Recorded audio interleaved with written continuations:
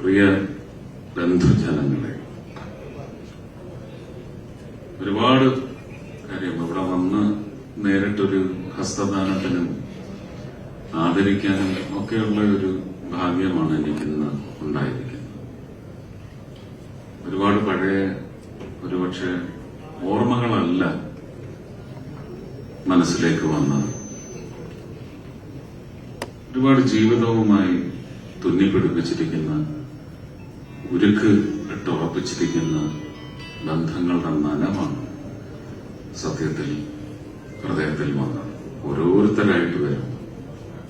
മണിയണ്ണനെ കാണുമ്പോൾ ഒരു കാരണവശാലും അപ്പച്ചിയെ ഓർക്കാതെ മണിയണ്ണനെ കാണാനൊക്കത്തില്ല. മേനോൻ ചേട്ടൻ, അതുപോലെ തന്നെ ജയകുമാറിനെ കാണുമ്പോൾ ഇത് വന്ന ഓരോരുത്തരും, അനിൽ തോമസോ സന്ദീപോ അല്ലെങ്കിൽ അജിത്തോ ചോറിട്ട് തന്നിട്ടുണ്ടോ എന്ന് ചോദിച്ചാൽ ഉറപ്പിച്ച് പറയാൻ വയ്യ. ഇൻഡയറക്റ്റ് ആയിട്ട് അവരുടെയും ഭക്ഷണം ഞാൻ കഴിച്ചിട്ടുണ്ടാവും. ഈ ഇരിക്കുന്ന ആ കൂട്ടത്തില് ഏറ്റവും ചെറുപ്പം പ്രൊഡ്യൂസർ എന്ന നിലയ്ക്ക്, വയസ്സല്ല ഞാൻ പറഞ്ഞു കേട്ടോ, അത് ഞങ്ങൾ അംഗീകരിക്കുന്നില്ല, പ്രൊഡ്യൂസർ എന്ന നിലയ്ക്ക് ഒരു ചെറുപ്പക്കാരൻ, ഏറ്റവും ചെറുപ്പമുള്ള പ്രൊഡ്യൂസർ എന്ന നിലയ്ക്ക് ലിസ്റ്റിനിട്ട് തന്ന ചോറും കഴിച്ചിട്ടുണ്ട്. ആത്യന്തികമായിട്ട് ചോദിക്കുന്ന കാശ് തരുന്നു, തരാമെന്ന് പറഞ്ഞ കാശ് തരാതാവുമ്പോ പിടിച്ചു പറിച്ചു വാങ്ങുന്നു, തല്ലുകൂടി വാങ്ങുന്നു, വഴക്കുകൂടി വാങ്ങുന്നു. അങ്ങനെയും കിട്ടാതാവുമ്പോ പിന്നെ ആജീവനാന്തം പിണക്കം. പിന്നെ എന്തെങ്കിലും ഒരു മുഹൂർത്തം ജീവിതത്തിൽ വരും, ആ പിണക്കമൊക്കെ മറന്ന് പഴയ നൊസ്റ്റാൾജിയല്ല, അതിന് ഗൃഹാതുരത്വം എന്ന് പറഞ്ഞൊരു ലൈസൻസോ അല്ലെങ്കിൽ ഒരു എസ്കേപ്പിസമോ നമുക്ക് പറ്റില്ല. പക്ഷെ ബന്ധങ്ങളൊക്കെ ഓർത്തു പോകും. എനിക്ക് അങ്ങനെ ഫിലിം ചേംബറുമായിട്ട് ഒരു അംഗത്വം വഴി ഉള്ള ബന്ധമില്ലെങ്കിലും ഫിലിം ചേംബർ രൂപീകരിച്ച കാലം മുതൽ ഫിലിം ചേംബറിന് നേടിയെടുക്കാൻ സാധിച്ച കരുത്തും തിളക്കവും ഒക്കെ അതിന്റെ ഭാഗമാക്ക്. സ്വന്തം പടത്തിന്റെ പോസ്റ്റർ മതിലിൽ പോയി ഒട്ടിച്ച് പോസ്റ്ററുകൾ കുറവായിരുന്നു എന്ന് കണ്ട് എല്ലാവരെയും നല്ല തെറിയൊക്കെ വിളിച്ചിട്ട് ഒരു ബക്കറ്റിനകത്ത് പശയും കാച്ചി, അത് വലുതായി കഴിഞ്ഞപ്പോൾ ഞങ്ങളൊക്കെ തുരിശൊക്കെ ഇട്ടിട്ട് കാച്ചി കൊടുത്തിട്ടുണ്ട്. അമേരിക്കൻ മാവ് കുഴച്ച് പശ കാച്ചി കൊടുത്തയച്ചിട്ടുണ്ട്.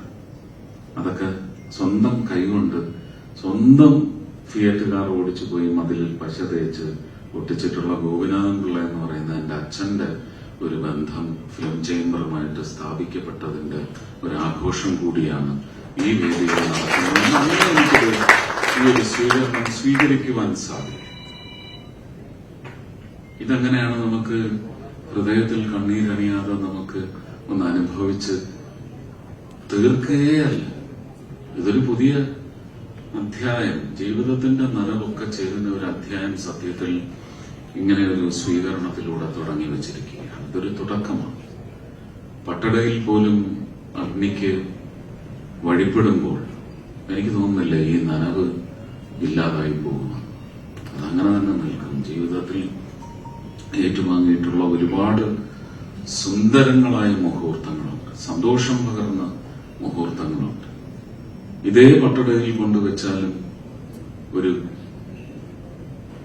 ഉരുക്ക് കെട്ട് പോലെ അവിടെ കിടക്കുന്ന വേദനകൾ സിനിമയിൽ നിന്നല്ലെങ്കിൽ പോലും സിനിമാ ജീവിതത്തിൽ ഏർപ്പെട്ടിരിക്കുമ്പോൾ സിനിമയുമായി ബന്ധപ്പെട്ട ഒരു ഒത്തുതീർപ്പിന് വേണ്ടി എറണാകുളം വരെ വന്ന് പോയതിനകത്ത് എന്റെ വണ്ടിയിൽ ഇല്ലാതായി പോയി പകരം ഒരു വണ്ടിയിൽ കയറ്റി അയക്കേണ്ടി വന്ന് എനിക്ക് നഷ്ടപ്പെട്ട എന്റെ ജീവിതത്തില് എന്റെ സീമന്ത.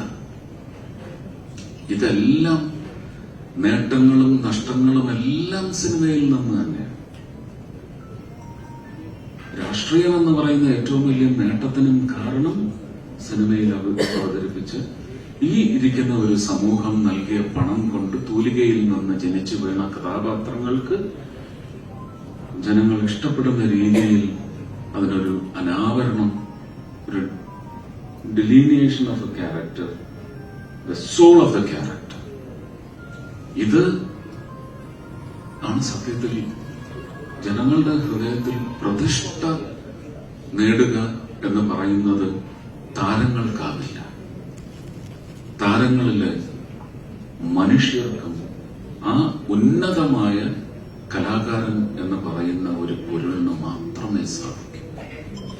അതെനിക്ക് നല്ല സുഹൃത്ത് വലയം സിനിമയിൽ ഉണ്ടായതുകൊണ്ട് എന്റെ ഒരു വ്യക്തിത്വത്തിന്റെ കാമ്പും എന്നില് കലാകാരന്റെ കരുത്തും മനസ്സിലാക്കി എന്റെ ഒരു ടിംബർ ഓഫ് പെർഫോമൻസ് കൃത്യമായി മനസ്സിലാക്കി എവനെന്ന് വെച്ച് ഞാൻ 10 ലക്ഷം മുടക്കുമെങ്കിൽ 25 ലക്ഷം മുടക്കുമെങ്കിൽ 1 കോടി മുടക്കുമെങ്കിൽ എന്ന് 17 കോടി മുടക്കിയിട്ടുണ്ടെങ്കിൽ ഡേവിഡ് കാച്ചപ്പള്ളിയെ പോലെ ഒരു കാലഘട്ടത്തിന്റെ നവ സിനിമ എന്ന് പറയുന്നത് ആ നവകാലഘട്ടം ഇന്നും തുടരുന്നു. ഒരു കൂട്ടുകെട്ട് KG ജോർജ് കൂട്ടുകെട്ട്, യവനിക എന്ന് പറയുന്ന ഓൾ ടൈം ലെജൻഡറി അല്ലെ.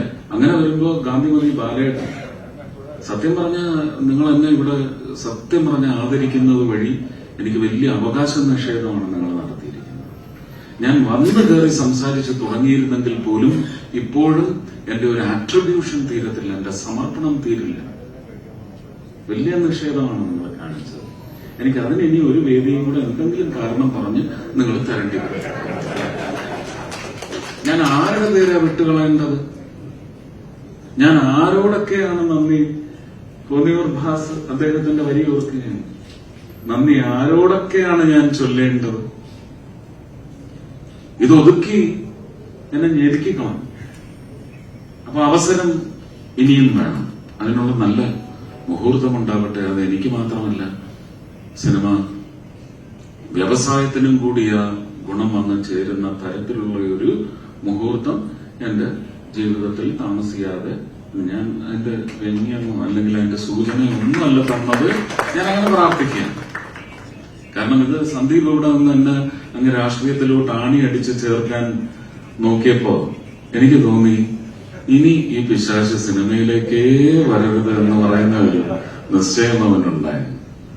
നടക്കില്ല.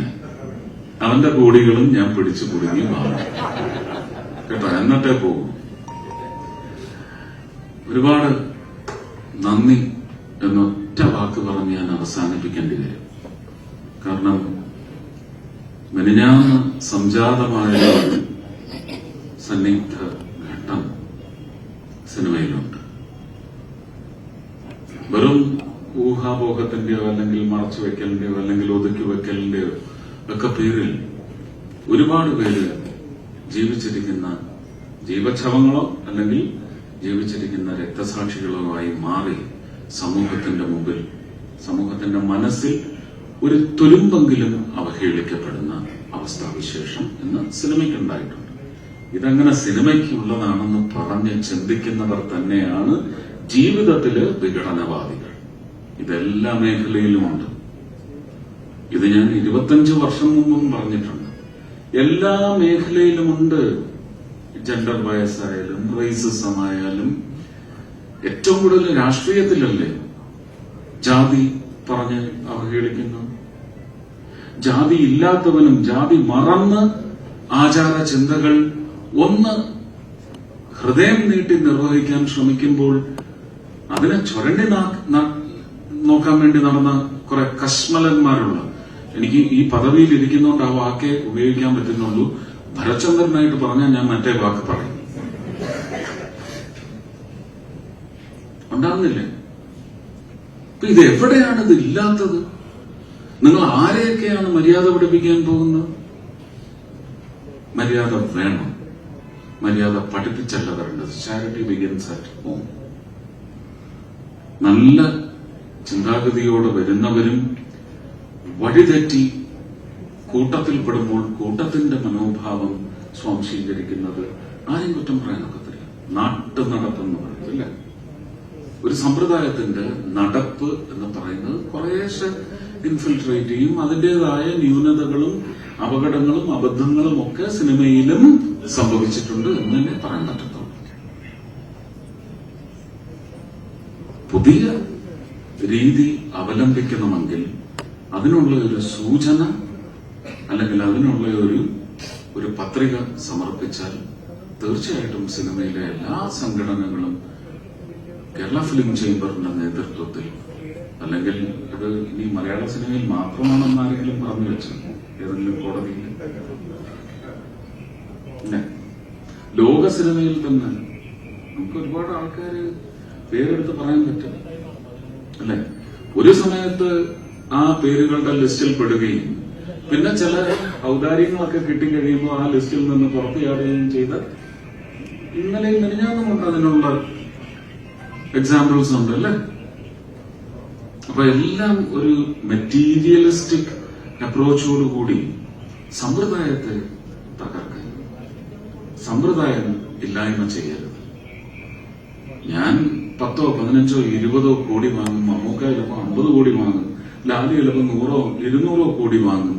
അവർക്ക് അത്രയും ഒരു പൊരുളിന്റെ ടേൺ ഓവറിന് അവരുടെ മസിൽ പകരാൻ സാധിക്കുന്നുണ്ടാവും. പക്ഷെ സിനിമ ആരുടേതാണ്? സിനിമ പണം ഇറക്കുന്ന പ്രൊഡ്യൂസറുടെ പോലുമല്ല. ഓരോ സിനിമയും ഉണ്ടാവണേ, ഓരോ സിനിമയുടെയും നിർമ്മാണം ഉടലെടുക്കണേ എന്ന് പ്രാർത്ഥിക്കുന്ന അത്താഴ കഞ്ഞികൾ കഴിച്ചു കിടക്കുന്ന ഒരു വലിയ വിഭാഗമുണ്ട്. അവരുടെ എണ്ണമാണ് സിനിമയിൽ. എത്ര പേര് FFKയിലെ തൊഴിലാളികളുള്ളത്? 2000-ന് മേലെയില്ലേ? നമുക്ക് എത്ര പ്രൊഡ്യൂസർമാരുണ്ട്? എത്ര താരങ്ങളുണ്ട്? 300 ചില്ലാനും പേരാണ് അമ്മയിൽ രജിസ്റ്റർ ചെയ്തിട്ടുള്ള താരങ്ങൾ. അതും 2000-വുമായിട്ട് എത്ര വ്യത്യാസമാണ്, എത്ര ദൂരമാണ്. ആ 2000 പേരുടെ ജീവിതമാണ് ഈ സിനിമാ വ്യവസായം എന്ന് പറയുന്ന സമ്പ്രദായം. അതിന് ഇല്ലായ്മ ചെയ്താൽ തൊഴിലവസരം എന്ന് പറഞ്ഞ് മുറവിളി കൂടുന്നുണ്ടെങ്കിൽ അത് വലിയ ആഞ്ഞടിയായിട്ട് വന്ന് സമൂഹത്തിനും ഭരണത്തിനും മേൽ വന്ന് പതിക്കും. എല്ലാ സമ്പ്രദായങ്ങളെയും ശുദ്ധിയോടെ നിലനിർത്താനുള്ള സംഭാവനകൾ എല്ലാവരുടെയും ഭാഗത്തു നിന്നുണ്ടാവണം. അതിനകത്ത് വ്യക്തിപരമായ സ്വേച്ഛ, സ്വാർത്ഥ താല്പര്യങ്ങൾ പാടില്ല. ഈ ഒരു വിവാദത്തെ നമ്മൾ ഇങ്ങനെ മാത്രം കണ്ടാൽ മതി.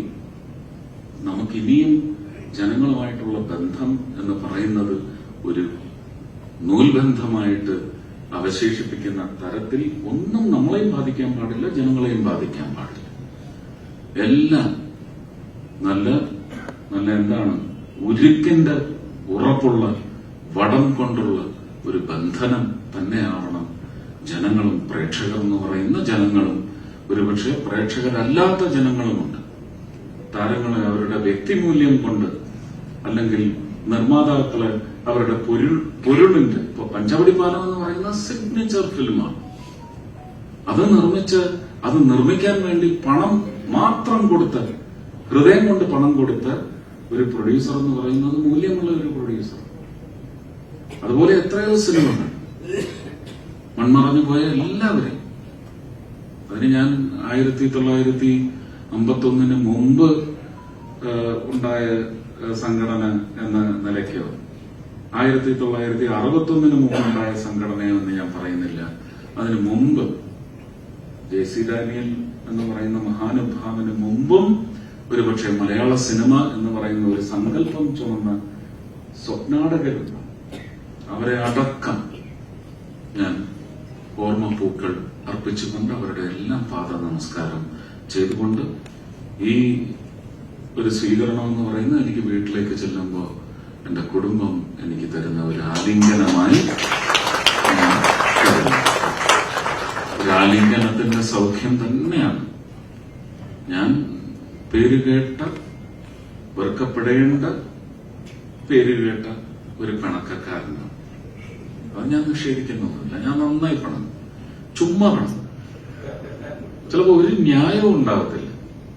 ഉണ്ണാതൊക്കെ എത്രയോ ദിവസം സെറ്റിൽ ഇരുന്നിട്ടുണ്ട്. ജയരാജന്റെ സിനിമയുടെ സമയത്ത് ഞാൻ കാലത്ത് ഹോട്ടലിൽ നിന്ന് എന്റെ കാശ് കൊടുത്ത് വാങ്ങിച്ച് ഭക്ഷണം കഴിച്ച് ഉച്ചയ്ക്ക് ആ സെറ്റിൽ നിന്ന് ഭക്ഷണം കഴിക്കാതെ രാത്രി 11 മണി വരെ പൈതൃകം. കാരണം എന്താ? പഴം വെച്ചില്ല ഊണിന്റെ കൂടെ. ഞാനല്ല കേട്ടോ. ഉടനെ നിങ്ങൾ ചിരിച്ചതങ്ങ് എന്റെ നെഞ്ചത്തോട്ട് ചാർത്താതെ. ജയറാമാണെന്ന് പറഞ്ഞു. വേണമെങ്കിൽ പരസ്യ വിചാരണയ്ക്ക് ഞാൻ തയ്യാറാണ്. ജയറാമെന്നോ മണിയമ്പിള്ള രാജു കൂട്ടും പിടിച്ചു. പഴം തന്നില്ല. ഈ പ്രൊഡ്യൂസർ ഒരു പഴം ചോദിച്ചപ്പോൾ പറയുക വീട്ടിൽ നിന്ന് കൊണ്ടുവന്നാ മതി. പ്രൊഡക്ഷൻ ബോയ് പറഞ്ഞു. ഞാൻ ചോറിട്ടിട്ട് ഞാൻ പറഞ്ഞു, എന്നാ ഇനി പഴം വന്നിട്ട് മതി. ഊണെന്ന് പറഞ്ഞ് എഴുന്നേറ്റത്. എല്ലാവരും എന്റെ കൂടെ ഇറങ്ങി. അന്ന് സമരം പ്രഖ്യാപിച്ചു. ഞാൻ പറഞ്ഞു, ഇനി ഈ സെറ്റിൽ നിന്ന് ഞാൻ ഭക്ഷണം കഴിക്കില്ല. കാരണം വൈകുന്നേരം വരെയും പഴം വന്നില്ല. അപ്പൊ ആ പ്രൊഡ്യൂസറുടെ നിഷേധം അതിനകത്തുണ്ടായിരുന്നു. എന്നാ അവന്മാരിനി കുറച്ചു ദിവസം ചോറുണ്ടോ, ലാഭം എനിക്കാണ് എന്ന് വിചാരിച്ച പ്രൊഡ്യൂസറുണ്ട്. സുരേഷ് ചിരിക്കാതെ സൂഹിക്കുന്നില്ല. സുരേഷിന് ഇരട്ട സഹോദരന്മാരെന്നൊക്കെ പറഞ്ഞിട്ടാണ് അവിടെ കളിയാക്കുന്നത്. ഏതാ? വർക്കലക്കാരന, കൊല്ലംകാരനല്ല, തിരുവനന്തപുരം ജില്ലയാണ്. ആ, വർക്കലയാണ്.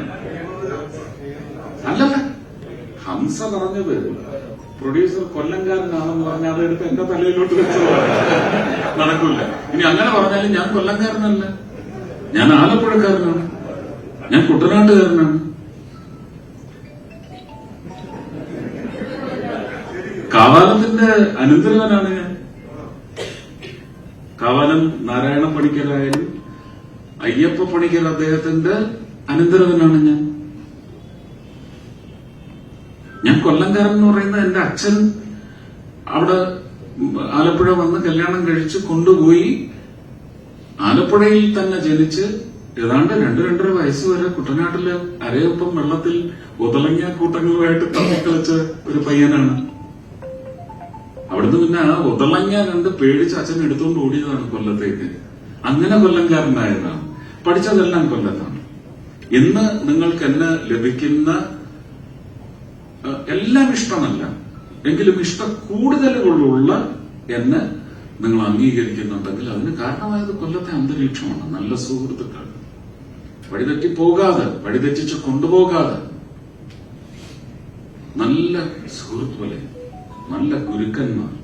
അത് infant Jesus Anglo Indian high school ആയാലും ഫാത്തിമ മാത നാഷണൽ കോളേജ് ആയാലും എന്റെ ഗുരുക്കന്മാരെല്ലാം നല്ല തങ്ക കട്ടികളായി. തങ്കം എന്ന് പറയാൻ എനിക്ക് ഭയങ്കര പേടിയാണ്. അതും ഇനി ചെമ്പിലാണോ പൊതിഞ്ഞത് എന്നൊക്കെ ചോദിച്ചു വരുന്നവന്മാരുണ്ടാവും. എന്തൊക്കെയോ പറയണമെന്നുണ്ട്. ഞാൻ വല്ലാണ്ട് നിങ്ങൾ നിഷേധിച്ചു എന്ന് ഒരിക്കൽ കൂടി ഓർമ്മിപ്പിച്ചു.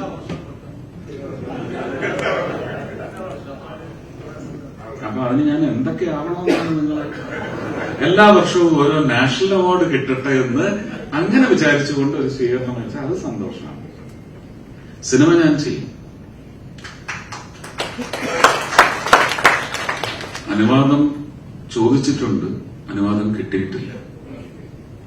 പക്ഷെ സെപ്റ്റംബർ 6-ാം തീയതി ഞാൻ ഒറ്റക്കൊമ്പൻ തുടങ്ങുക. എല്ലാവരുടെയും ആശീർവാദം ഉണ്ടാവണം.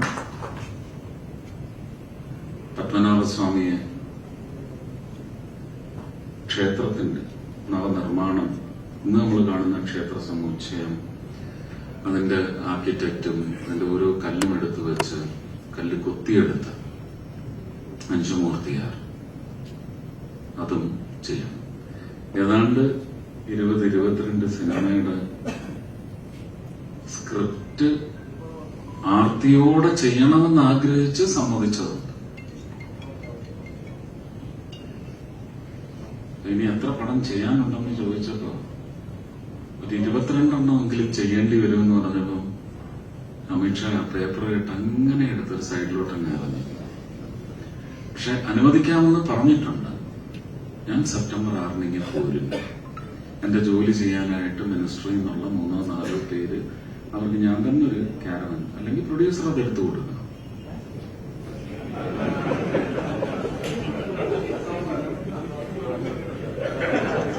നിങ്ങളുടെ സൗകര്യം തന്നെയാണെന്നെങ്കിൽ, അല്ലെങ്കിൽ നിങ്ങൾ ഡൽഹിയിൽ ഷൂട്ടിംഗ് എനിക്കിതിന്റെ ആവശ്യമില്ല. ഒരു സാറ്റലൈറ്റ് കണക്റ്റും ഒക്കെ ആയിട്ട് 4-5 ഉദ്യോഗസ്ഥർക്ക് അവിടെ ഉണ്ടാവും.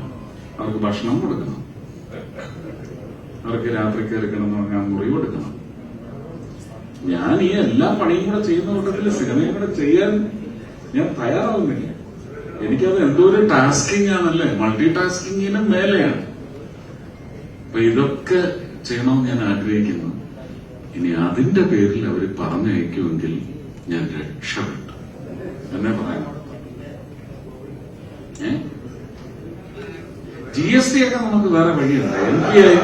എം പി ആയി ഇരുന്നു കൊണ്ട് എനിക്ക് തൃശ്ശൂർക്കാരെ കൂടുതൽ പരിഗണിക്കാൻ പറ്റും.